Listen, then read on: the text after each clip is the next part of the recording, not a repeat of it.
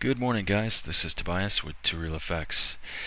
I've been fielding some questions lately regarding this whole workflow with Cinema 4D to Substance Painter to Arnold Render, and I've come to discover that there's an enormous amount of confusion out there as far as how to get your textures to look right. I wanted to just sort of cut right to the chase on this and show you guys, a good way to do this correctly. I chose to do some work on metals today because that seems to be an area with a lot of contention. I've seen some really wonky stuff out there as far as what people have attempted to do, and just there's all kinds of just crazy misguided or misdirected information, I think. It's really not as complicated as you might think. So let's just jump right in and show you guys here. So what we have here on the right, I'm gonna turn this off, is the Arnold Ipr render of a model I created in Cinema 4D just to sort of demonstrate. This was all textured in Substance, and on the left here we have our Substance window with the exact same model with the exact same texture live, side by side. Okay, they're pretty much the same. Now, I do want to caveat something here. I am of the opinion that it is completely unrealistic to expect that your images are going to be 100% identical from one renderer to the next. It's really just probably not going to happen. There's so many different factors that go into it. All the little details that are factored in, the level of samples that are being taken, the type of lighting that you're using, how your lighting is sampled, all that kind of stuff. So if you're going down this rabbit hole at the beginning with the intention of saying, I want to get a 100% match A to B, stop.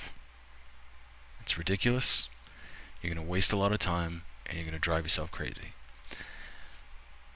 Your goal should simply be to get the correct texturing as you see fit from a creative standpoint, and an approximation of your source to your end result. Right? Now, in my opinion, I think the one on the right here in the Arnold Render actually looks a lot better than what Substance yielded. But you guys may differ. However, the point is that it's the same texture. It's the same images, same lighting, and all that kind of stuff, and it, for all intents and purposes, is correct. All right. Now, there are some factors that we need to talk about, and I'm going to cover this as quickly as possible today. So, first of all, we have HDRI lighting, right? Okay, and with that comes what is the rotation of that image map, and we have factors like what kind of camera you're using, what is the focal length of that camera. All of these things affect our perspective, our angle of view, how we're seeing things, and all of our edges and all that kind of things. And obviously that is a factor in how we can ascertain whether the textures look quote unquote correct or not. Right? Now, in Substance, by default, the camera angle is a normal 50mm lens. Now, I've gone ahead and taken the liberty of changing that here to a 35mm lens in Substance by going into the view settings and changing it just so it matches the default perspective of Cinema 4D. Without adding any camera in Cinema 4D, you're going to get a 35mm perspective, just so we can at least get an approximation. I also exported the environment from Substance and brought it into Cinema 4D just so we can line it up and all that kind of stuff. So you can get an approximation that we're looking at the same model, the same image. I also took it a step further and modeled this object here. Just added some numbers to all the different surfaces so we can be absolutely sure that we are looking at the right sides, and on all of that when it comes to comparing. Right? Okay, so let's talk about Cinema 4D first. Okay, move this IPR over here. Now, I know I've said this before in the two other videos that I've done. The really critical thing is UVs. If you can't get your UVs right from the get-go, you're not going to get good results. So you have to work on your model to get good UVs. And this is going to be true of any application that you use, whether it be Maya, Cinema 4D, 3ds Max, whatever you do. By default, and I know there's some experience. I've used all those applications. I use Maya on a regular basis, Cinema 4D, of course, all this. When you create a model, and then you slap a material on it, and you get your sort of default UVs, they're never correct. I mean, they're never optimal, I should say. All right. So what we want to do is be able to go in there and just focus on our UVs, as I've said in the previous tutorials. Go in and adjust your projection if you have to use it, planar mapping and all that kind of stuff like you do in Maya. Go in and take the time to do that and get your UVs right. Now this is a very simple, small model, so it's just sort of filling up one UV tile here. All the different faces are out there. I'm not crazy about these small little edges here in the numbers being so small in the UV tile, because that just means we're going to get bad resolution. But that's a whole nother topic when we talk about UDIMs and tiled UVs and all that kind of stuff. But this hardly really merits that. But anyway, the point is that we just have a model here with some decent distribution of how the UVs are set out. All right. That's just step one before we do anything. Now, one of the things I suggest is when you have your model ready, is go ahead and before you do any texturing on it, just copy the model, create a new file in Cinema 4D, and paste it into a new file. All right, I'm just going to go ahead and get rid of this material for a second. So we have our UVs and all that just the way we had it. Before exporting it out, I would highly suggest that you center the access point and also go into your mesh commands, optimize, and optimize your mesh so that if you have any stray overlapping polygons, unused points, and all that kind of stuff, that you're collapsing them and welding any stray points. And then, to take it a step further, when we go and export to Substance Painter, I would suggest that you do FBX. Now, if anybody's listening from algorithmic, I have to tell you that your import process or your import reading, however you're doing your files, is pretty wonky and very inconsistent. I've done some pretty elaborate testing. I spent a lot of time going through all the different formats that that are supported, and for all intents and purposes, I get very inconsistent results from one model to the next, from one project to the next, from the same model to a different import format. I've gone through all the different settings, and I have to say the only one that I've ever been able to get consistent results out of is this FBX. And even then, I'm not going to overwrite this, but I'll just show you the way that you need to do your settings to make sure that you're getting good results in Substance Painter is to use this FBX version 7.4 2014. As of this tutorial, 7.5 does not work in Substance Painter 2.0 or whatever it is. And these other ones do work, to 7.3 and so forth, although I've gotten some fairly inconsistent results from that, so I would kind of stray away from that. The 7.4 seems to be the most stable one, at least as far as Substance Painter is concerned. Uncheck all these boxes except for normals, and this is really important right here, this triangulate geometry. Check that. Make sure you're getting your textures and materials and embedding them and exporting that. Now the reason this triangulate geometry is really important is even though we optimized our mesh, Substance Painter still has some pretty wonky bridging of points that goes on certain models, and it's fairly inconsistent from one import to the next of the same model.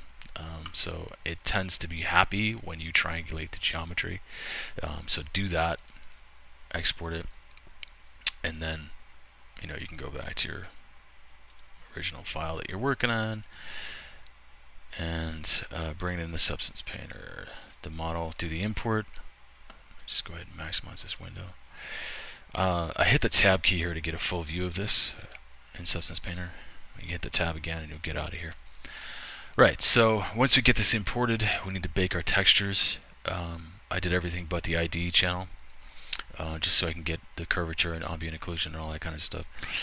And then I added this second environment map to my view here, and I just added a couple of procedural materials just for the sake of this example. The first one was this chrome blue tint as my base layer, and then I added a new layer with a generator for this dirt, and the dirt is applied in a linear dodge mode, the layer itself, and the dirt settings themselves are only applied to the color and the rough channel, right, with some minor adjustments to the dirt level and the contrast. Alright, gives us a metal with some breakup reflections and all that kind of stuff. When we export, right click on the model, export textures for Arnold. We're selecting Arnold from the config.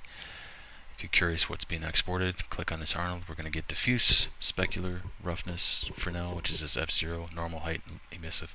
Now some of these channels we're not using, even though we're going to get them, so they won't be relevant in this case. Alright, so we do that export, and then we can go ahead and go back to our Cinema 4D, and we're also going to, let's go back here. On the environments here, if you go to your shelf and you just right click on the environment that you used, you can export that as a resource to just go ahead and point that to your texture folder where all the rest of the textures are, and you'll have the access to that environment, so that when you drop an Arnold Sky into your project, you can add that file to the texture channel so that you know that we're looking at the same thing. Alright, on the model we're slapping in standard Arnold shader. Let's go ahead and open up the network editor. Now this is the point where everything seems to break as far as the community goes. There's a lot of confusion about this. I'm not sure why. It's fairly straightforward, but I'm going to go ahead and show you here. Let's hit H so you guys can all see the nodes that are in play here. So we're starting with a basic standard shader of Arnold, right? And all we're doing is we're mapping in our diffuse color image. It's an image node in Arnold, loading up our image that was exported from Substance, and we're porting this right into color diffuse. That one's done. The specular color, this is your reflection, right? In Arnold, this is your reflection. I know we have a reflection channel, but we only use this to do things like pure reflections, like straight mirrors and all that kind of stuff. But for the kind of stuff that we're talking about with metals, we're using specular, right? And we're piping this into the specular image that you're getting from Substance Painter, specular, PNG, whatever, is going right into the specular color of Arnold, okay? Now, these next two are really important. This is where I think there's a lot of confusion. Your specular roughness is controlling that breakup that we saw, right? So that all that dirt and everything, this is control. It's a map. Basically, a lot of you guys are thinking of it as an alpha map of how it's how your textures, your reflections being broken up along your model. That's the specular roughness, or just roughness as it's coming out of Substance Painter. Now we need to pipe this into a color correct node in Arnold. Out of the box in Arnold, you will need to do this unless you've gone into your preferences and all that and changed, you know, how your gamma and all that's working. But for the 95% of you out there, if you haven't gone in and messed with that, you're going to need to add this node, color correct. Pipe in this image right into the input, and on this node, for this particular image, you're going to need to change your gamma to 2.2. The other thing that you're going to need to do in the case of Substance, not only is the gamma for this particular image channel, but also the exposure. You need to bump this up a half a stop, 0.5, okay? And if you're using Fresnel, in our case, we don't really have much of a Fresnel effect going on, but usually these two go hand in hand. So if you're doing anything like that, you have your F0 image as it's being exported from Substance. This also needs to go into a color correct with just the gamma changed, 2.2, and you might want to adjust the exposure depending on, you know, what you have going on in your Fresnel. This, my friends, is all the setup that you need to do for a Substance Painter material going into a standard shader in Arnold. The exception being when you have displacement. Okay, so when you're using normals or a height map from our substance, which we did not do today. But then in that case, if you're using a height map, you bring in the image node, height, and you pipe this into the Arnold displacement channel here. You do not need to add some wonky nodes and color corrective stuff and then try to feed it into your standard shader and then all that stuff. None of that's going to work. It's just going to create a mess. So go back, take your image, pipe it into your displacement. You're not going to see anything happen right away because in a case of displacement, you need to add the Arnold parameters tag, and then you're adjusting your displacement here, right? So for substance materials, you would set the auto bump on, and then you adjust your height here. In the case of normals, it's very similar. The only difference is that you're going to add a normal displacement node in there, pipe in your image, which is your normal image, into that node, and then into the displacement channel. None of this over here, displacement. All right, and then again, that is driving this parameter here, where you can then further adjust what's happening. Now in our case, we don't really need a parameters tag. We're not doing any fancy subdivisions or anything like that. We're just doing a straight texture mapping. So I think that was it. That was the major thing. The other really important thing to note is the lighting. So let's talk about lighting, right? So in the Arnold sky, we brought in this HDR, and if we go into our light settings, let's talk about shadows here. Let me bring up this IPR window. Alright, so it's going to do a quick little read here. Okay, now one thing that we do need to do, and this is a matter of taste, I wouldn't say it's a wrong or right kind of thing, but it's something that you should definitely think about. We just go ahead and let this do its thing. Okay, so the shadow color. By default in Arnold, the shadow color is going. I've adjusted mine, but it's going to be pure black. So 0, 0, 0. In the real world, there's no such thing as a black shadow. You won't find it anywhere. If you're seeing it in images, it's because it's been photoshopped or there's a contrast curve that's been adjusted. Those shadows have been adjusted artificially in the image. But if you take a raw image of the real world, you will never find a pure black shadow. It's all based on how the color is being broken up and reflected, not reflected, but just distributed through in the shadows. All shadows have color. So as a quick little cheat to that, add something to this channel. I just added 5 to the RBG, right? Just so it's not pure black, and that immediately gives us a more realistic result. You can see already these shadows here match the shadows in our HDRI, right? So we know that we're getting correct results. That's just a quick little tip as far as that's concerned. Substance Painter seems to kind of do that by default. I've noticed I didn't really detect any sort of pure black shadows in there. But let's just see here. Let's go back to our Substance Painter. I'm going to hit the Tab key, minimize this window, bring these two side by side. Alright. Now as you can see, these are pretty darn close. And we really didn't do a lot to get that result. Right? It's just this, well, I guess we're not going to be able to do that together all in one screen. Maybe I can. I'll cheat it. It's going to be small, but sorry guys. Okay. So this is it. This is all you have to do. Alright? Like I said, there's a lot of factors that go into this. Your model is the critical point. You know, get your model straight, get your UVs correct before you start texturing. Once you go into your texturing, you know, keep in mind, you know, there's the environment by which you're looking at it, meaning your HDRI, if you're doing that.